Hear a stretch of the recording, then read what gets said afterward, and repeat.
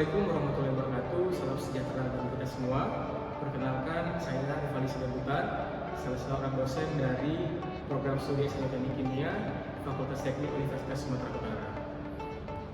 Pada kesempatan ini, izinkan saya untuk menjelaskan mata kuliah yang saya ampu, yaitu mata kuliah mikrobiologi atau yang kita kenal bersama sebagai mata kuliah pengantar bioproses. Video ini dibuat dengan tujuan untuk memenuhi salah satu persyaratan dari sertifikasi dosen tahun 2025, yaitu pernyataan diri dosen dalam unsur kerja Tridharma Perguruan Tinggi atau PDB UKT-PT, khususnya di aspek pengajaran. Baik, saya akan memulai untuk menjelaskan deskripsi singkat dan informasi umum dari mata kuliah mikrobiologi ini. Mata kuliah mikrobiologi ini adalah mata kuliah wajib di semester 2 pada program studi S1 Teknik Kimia Fakultas Teknik Universitas Sumatera Utara. Mata kuliah ini sendiri berbobot sebanyak 2 SKS. Mata kuliah ini bertujuan untuk memperlengkapi kemampuan dasar mikrobiologi sebagai mata kuliah prasyarat untuk mata kuliah lanjut di semester 5, yaitu mata kuliah teknologi bioproses. Bahasa pengantar yang digunakan dalam mata kuliah ini adalah bahasa Indonesia, namun untuk materi dan juga bahan ajar pembelajaran itu digunakan adalah bahasa Inggris. Mata kuliah mikrobiologi ini bertujuan untuk memberikan pengetahuan tentang kaitan antara mikrobiologi industri dengan disiplin ilmu teknik kimia dan bagaimana aplikasinya dalam proses industri. Kemudian juga kita akan meninjau bagaimana protista, struktur sel bakteri, pertumbuhan dan perbanyakan mikroba, jenis dan fungsi media dalam pertumbuhan mikroba, faktor-faktor internal ataupun lingkungan yang mempengaruhi pertumbuhan mikroba, identifikasi mikroba, bagaimana kita mampu untuk memahami perhitungan untuk stoichiometri pertumbuhan mikroba, bagaimana kita mampu untuk mendesain sebuah fermentor, dan kita mampu untuk melakukan pemodelan pada kinetika pertumbuhan mikroba. Capaian pembelajaran ataupun CPL pada program studi teknik kimia yang dibebankan pada mata kuliah ini adalah kemampuan basic science, yaitu kemampuan menerapkan pengetahuan matematika, ilmu pengetahuan alam ataupun sains, teknologi dan juga teknik informasi untuk mendapatkan pengetahuan menyeluruh pada prinsip-prinsip teknik kimia. Capaian pembelajaran mata kuliah ataupun disebut sebagai CPMK yang dibebankan pada mata kuliah ini terdapat ada sebanyak 4 CPMK. Yang pertama, mahasiswa diharapkan mampu memahami konsep mikrobiologi dan klasifikasi mikroba. Yang kedua, mahasiswa diharapkan mampu untuk memahami pertumbuhan mikroba dan kinetikanya. Yang ketiga, mahasiswa diharapkan mampu untuk memahami konsep fermentasi dan bioproses. Dan yang keempat adalah mahasiswa diharapkan mampu untuk memahami teknik hilirisasi mikrobiologi dan juga aplikasinya. Terdapat kurang lebih sebanyak 12 sub CPMK yang diturunkan dari capaian pembelajaran lulusan dan capaian pembelajaran mata kuliah. Yang pertama, mahasiswa diharapkan mampu memahami dan menjelaskan konsep mikrobiologi. Yang kedua, mahasiswa mampu untuk menjelaskan penerapan mikrobiologi dalam bidang industri dan kaitannya dengan disiplin ilmu teknik kimia dan bagaimana aplikasinya. Dan terdapat juga kurang lebih sebanyak 10 sub CPMK yang dapat kita lihat bersama pada rencana pembelajaran semester yang sudah saya kirimkan pada laman LMS e-learning. Untuk referensi yang digunakan pada mata kuliah mikrobiologi ini sangat beragam. Di sini saya akan coba melengkapi sebanyak 9 referensi buku ajar yang dapat kita gunakan. Yang pertama yaitu Mikrobiologi Concept and Application dari pengarang Ketchum. Yang kedua, Mikrobiologi Industri, Prinsip Aplikasi dan Teknologi yang dikarang oleh saya sendiri, Rifali Sidabutar. Yang ketiga, Dasar-Dasar Mikrobiologi yang dikarang oleh Bapak Wijo Saputro. Dan yang keempat, Introduction to Microbiology yang dikarang oleh Bapak Kruger. Nah, kemudian juga terdapat kurang lebih 5 buku ajar lain yang dapat kita cek bersama pada dokumen rencana pembelajaran semester. Sistem pembelajaran di mata kuliah mikrobiologi ini dilaksanakan secara sinkronus dan juga asinkronus. Secara asinkronus kita dapat mengeceknya pada LMS e-learning USU ataupun web satu USU dan juga melalui WhatsApp group. Sedangkan secara sinkronus dilakukan secara tatap muka ataupun luring dan juga secara online ataupun daring yang dapat kita akses melalui Zoom dan juga Google Meet yang tautannya dapat kita lihat pada LMS e-learning USU. Pembelajaran mata kuliah mikrobiologi ini dilaksanakan selama 16 minggu pertemuan, di mana 7-8 pekan pertama itu adalah sebelum UTS dilakukan untuk melakukan penilaian pada capaian pembelajaran mata kuliah 1 dan 2, Sedangkan untuk 7 sampai 8 pekan kedua setelah UTS itu adalah untuk mengukur capaian pembelajaran 3 dan 4. Berfokus pada diskusi kelompok dan penyelesaian studi kasus, boleh dalam bentuk case method ataupun dalam bentuk problem based learning. Bobot penilaian yang dilakukan berdasarkan rubrik penilaian. Untuk mengevaluasi capaian pembelajaran 1 hingga capaian pembelajaran keempat, maka dilakukan beberapa poin penilaian. Di antara yang pertama adalah kuis sebanyak 4 kali dengan total bobot maksimal adalah 8%. Yang kedua, tugas sebanyak 4 kali dengan total bobot maksimal mencapai 12%. Yang ketiga, pelaksanaan case method sebanyak 1 kali dengan total bobot maksimal adalah 20%. Yang keempat, penilaian ujian capaian pembelajaran yang dilaksanakan sebelum UTS itu sebanyak 1 kali dengan total bobot maksimal mencapai 20%. Yang kelima, pelaksanaan problem based learning sebanyak 1 kali dengan total bobot maksimal adalah 20%. Dan yang terakhir, yang keenam adalah penilaian ujian capaian pembelajaran setelah UTS sebanyak 1 kali dengan total bobot maksimal adalah 20%. Berikutnya adalah cuplikan proses pembelajaran dalam mata kuliah mikrobiologi ini yang dilaksanakan secara sinkronus ataupun tatap muka. Selamat menyaksikan.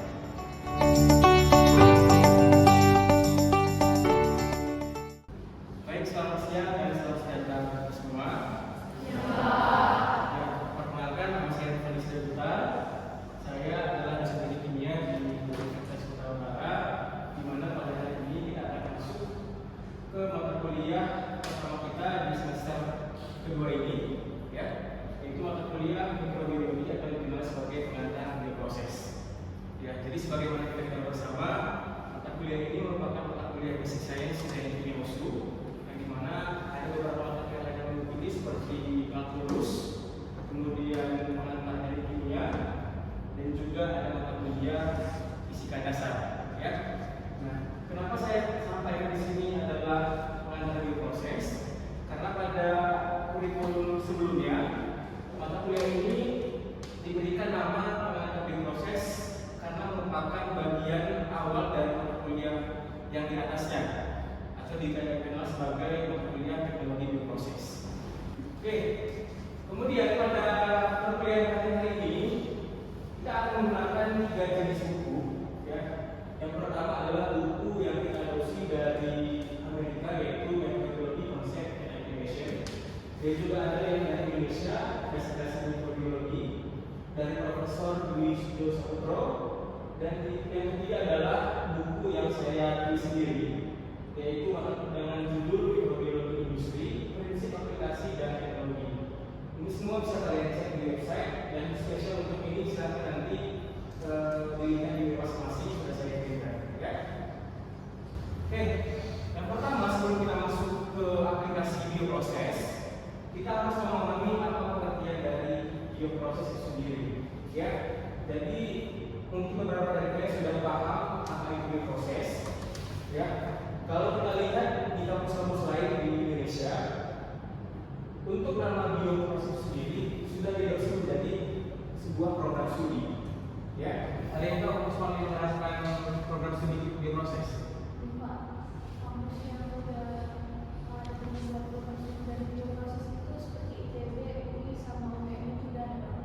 Oke, ada yang lain mungkin yang kampus swasta selain dari kampus negeri? Kalau kampus swasta mungkin di Jawa. Iya. Oke, kalau tidak di sini, ya, ini merupakan alat utama untuk menjalankan sistem bioproses itu sendiri. Kalau alat itu tidak ada, maka sebuah proses tidak akan terjadi untuk masa kontrolnya. Ya, bisa dilihat ini adalah sebuah gambar apa ya? Tangki, ya, atau disebut sebagai bioreaktor, atau dalam lain sebuah bioreaktor. Ya. Nah, di dalam gambar ini sudah tersedia berbagai macam equipment dan juga alat-alat pendukungnya. Ya. Yang pertama adalah agitation system, ya, yang berfungsi untuk memberikan agitasi, ya, untuk melakukan pencampuran antara bahan baku berupa substrat dan juga agen mikrobiologi itu sendiri, baik menggunakan enzim, mikroorganisme dan juga bahan-bahan yang lain. Ya. Kemudian dari gambar ini juga dilihat sistem monitor dan juga sensor probes yang berfungsi untuk memaintain bagaimana kondisi operasi dan berlangsung dengan baik. Ya. Contohnya apa? Kita mampu mengetahui bagaimana sistem pengontrol dari konsentrasi, kemudian bagaimana profil pertumbuhan dari si mikrobanya, profil degradasi dari turunan substrat itu sendiri, dan lain sebagainya. Ya, di sini juga disediakan medium sebagai bahan nutrisinya, lalu juga ada udara sebagai sampel aerasi untuk memberikan nutrisi dalam bentuk CO2 atau kepada mikroorganisme hidup. Lalu di sini juga ada feeding pump, ada submerged aerator, dan juga ada thermal jacket yang berfungsi untuk memaintain kondisi temperatur di dalam sistem itu sendiri, gitu ya. Dan juga terakhir, ketika ini sudah selesai diproduksi, maka kita akan mendapatkan hasil. Yang pertama adalah produknya, dan juga yang kedua adalah effluent. Ya, jadi kalau kita bicara mengenai proses, ya kita akan menghasilkan dua hasil, ya. Yang pertama adalah produk, yang kedua adalah effluent. Ya, produknya apa aja Pak? Bisa dalam bentuk padatan boleh, dalam cairan boleh, dalam gas boleh. Namun untuk effluentnya dia selalu dalam bentuk cairan. Ya, oke. Kemudian kita bergerak pada aspek bioproses dalam proses pembelajarannya, ya. Seperti yang kita ketahui tadi, yaitu memanfaatkan biological agent. Kemudian kita menggunakan biological agent itu sendiri untuk dapat diproses, ya, menjadi produk. Namun tidak semuanya bahan agent biologi ini dikonversi langsung menjadi produk. Kadang-kadang dia juga hanya dimanfaatkan sebagai katalis, ya, untuk bisa menghasilkan produk dari bahan baku yang kita sudah proses tadi, gitu ya. Contohnya apa? Misalnya kalau kita ingin proses biogas, ya, produk itu bukan berasal dari biological agent-nya, namun dia dimanfaatkan untuk mampu memberikan ataupun menghasilkan produk dari hasil metabolismenya, gitu. Ya, contoh lain misalnya kalau untuk mikroalga, gitu ya, kita memang betul-betul memanfaatkan mikroalga untuk mampu diproses di sistem mikroorganisasi menjadi produk, yaitu berupa minyak alge, biodiesel berbasis alge, dan lain sebagainya. Bahkan juga bisa menghasilkan seperti bubuk, ya, bubuk suplemen, kemudian bubuk untuk skincare dan lain sebagainya, ya. Oke, kemudian kita masuk ke dalam skop bioproses, ya. Yang pertama yang terlihat ada yang dia skopnya untuk skala lab. Kemudian yang kedua ada skopnya untuk nanoscale, dan juga ada skop skala industri. Kalian tahu di mana perbedaan dari tiga skop ini? Siapa namanya? Nama saya Silakan saya. Jadi menurut saya perbedaan dari skop bioproses ini itu dari mikroorganisme yang digunakan. Jadi kalau dalam skala laboratorium itu umumnya 1,1 sampai 5 liter, dan untuk industrinya mungkin lebih dari 5.000 liter. Baik, terima kasih Christian. Ada yang lain jawaban untuk menambahkan dari Christian? Siapa namanya? Pertama dari teman saya Christian itu namanya itu ada yang pilot plan-nya Pak. Dalam pilot plan itu sendiri fermentasi yang digunakan itu 5 sampai 500 liter Pak dari mikroorganisme.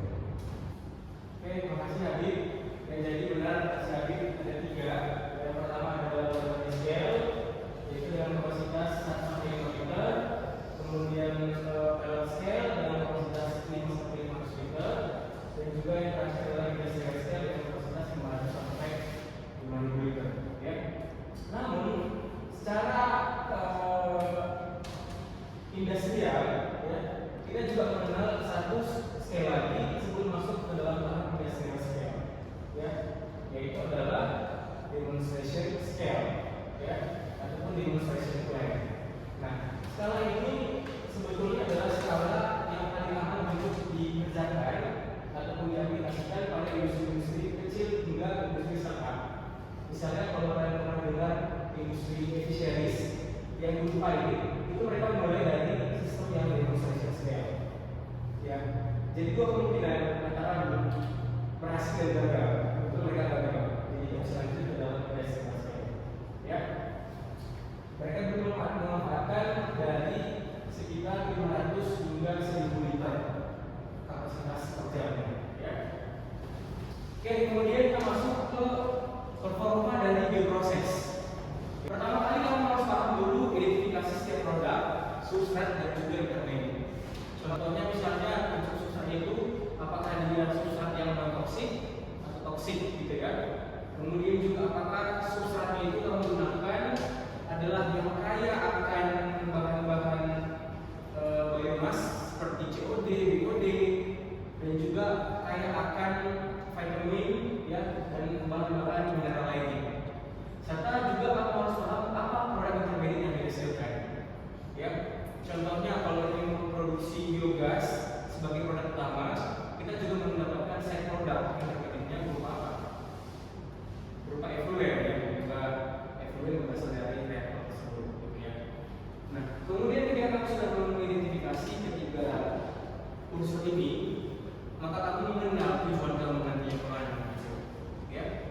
Kemudian yang kedua adalah paham akan stokiometri. Ya, ini juga sudah pernah kamu belajar di SMA di mata kuliah kimia. Ya, yang masuk sama dengan yang keluar. Ya, reaktor A plus reaktor B menjadi produk A, produk B juga produk lainnya. Gitu ya. Salah satu contohnya adalah reaksi fotosintesis. Ada yang tahu kira-kira apa reaksi itu? Christian? Itu reaksinya glukosa dan CO2 dicampurkan dengan menjadikan cahaya matahari menghasilkan energi dan O2. Iya. Ya, jadi kalau kita tahu mengenai reaksinya, maka kita akan mencoba mengecek bagaimana stokiometrinya. Ya, berapa kebutuhan dari CO2 yang kita butuhkan sehingga mampu secara proses untuk menghasilkan O2 dan juga energi tadi. Gitu. Ya, kalau substratnya kurang, gimana dia bisa bekerja dengan baik untuk menghasilkan produk? Ya, itu semua akan kita kaji. Sehingga apa? Tujuan dari kita adalah mampu menggunakan substrat yang sedikit-dikitnya hingga menghasilkan energi yang sebanyak-banyaknya. Itulah dari tujuan dari bioproses sendiri, gitu ya. Bagaimana kita mampu mempertahankan kondisinya dengan sistem ataupun kondisi yang sangat minimum hingga menghasilkan produk yang maksimum. Ya. Yang ketiga adalah kinetika pertumbuhan dari mikroba itu sendiri. Ya. Nah, kemudian di sini kamu bisa melihat ketika kamu menjalankan sebuah proses, apakah dia fermentasi, digestasi, kemudian proses yang lain dan sebagainya, maka kamu akan mendapatkan data pertumbuhan. Ya, apakah dia pertumbuhan dari kinetika mikrobanya atau dia penurunan dari degradasi substrat. Ya, jadi semua kamu akan membuat pemodelan, ya, menggunakan berbagai macam pemodelan seperti complex, kemudian software channel, kemudian pemodelan apa lagi? RD1, RD2, Elovix, ya dan sebagainya. Hingga kamu menemukan bagaimana kondisi terbaiknya.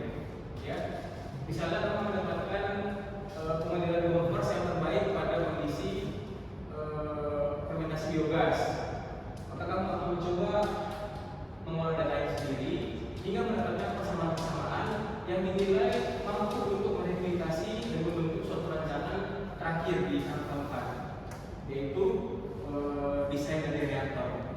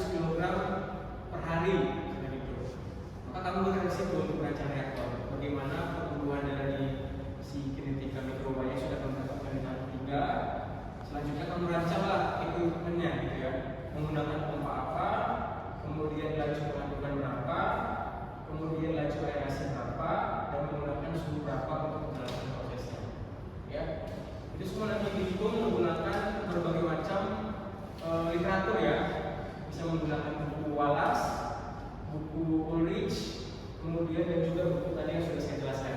Ya. Baik, jadi secara keseluruhan skop bioproses saya komposisikan dan lihat pada slide ini. Ya. Yang pertama adalah feedstock atau dikenal sebagai bahan baku. Ya, bahan baku banyak apa saja. Ada gas, ada liquid dan juga ada solid. Contoh gas itu adalah syngas, gas ya. Gas sintesis dan juga ada CO2, ada juga organik ataupun bahan-bahan yang berbenua. Kemudian juga ada bahan-bahan liquid dan juga ada sugar solution. Serta yang bagian solid adalah biomass dan consumer waste ataupun bahan-bahan limbah atau bahan limbah. Nah, kemudian dalam proses pengolahannya kita bisa memanfaatkan berbagai macam kondisi operasi teknik kimia. Ya, ada yang pertama fermentation, immobilized enzyme, ada juga bioreaktor menggunakan sistem pemisahan separasi dan juga menggunakan berbagai macam pengolahan pada media. Ya, contoh yang paling penting itu misalnya kalau kita lihat di teknik kimia musuh ada adalah fermentasi dengan menggunakan sistem yang ambient dan juga kondisi anaerobik, immobilized dan juga menggunakan free cell. Lalu ada juga orang yang dihasilkan. Yang pertama adalah chemical, fine chemical, specialty chemical, bulk chemical dan feedstock. Ya. Contohnya kalau kita lihat produk itu seperti bulk chemical, adalah bahan-bahan yang diproduksi dengan jumlah yang banyak dengan tingkat kemurnian yang rendah. Ya. Kalau kamu sering jumpai ada NaOH atau misalnya ada alkohol yang sangat murah harganya, itu karena apa? Karena konsentrasinya yang di bawah 90%. Nah, ini kira-kira contoh produk dari mikrobiologi industri. Ya. Yang pertama ada kemudian susu, ada juga wine, dan surat alkohol lainnya, ada juga vaksin. Ya. Nah, ini adalah produk pertama yaitu berdasarkan dari sisi mikrobiologi. Oke, baik, untuk memudahkan kalian mendapatkan materi pembelajaran, silakan membuka microsite saya di link yang sudah ditampilkan pada layar. Ya. Jika saya sudah membawa handphone, silakan dibuka handphonenya dan di klik ya SID slide evaluasi sebentar. Oke, baik, setelah kita mampu untuk memahami dan mengidentifikasi dari agen mikrobiologi tadi, ya, kita juga nanti akan diajarkan bagaimana kita mampu menghitung hasil konversi dan juga yieldnya. Gitu. Kamu sudah membuat dan merancang bagaimana prosesnya, ya, dengan substrat dan juga agen mikrobiolnya, dan kamu saatnya adalah menghitung berapa konversinya, gitu ya. Nah, kalau dilihat di layar. Ya. Oke, untuk menentukan yield, maka kita buat rumus adalah Dx per X, di mana yang kita beri adalah gram per liter dari si biomas dibagi dengan gram per liter karbon substrat yang digunakan, ya kan? Jadi berapa banyak biomasa yang kamu dapatkan tadi sebagai produknya dibagi dengan seberapa banyak karbon substrat yang digunakan. Oke, baik, kalau kita contohkan dalam satu kasus ya, apa yang pertama kasusnya ada proses produksi biomass. Gitu ya. Nah, yang pertama, maka kita ambil contohnya, misalnya pertama yang menggunakan substratnya adalah kemudian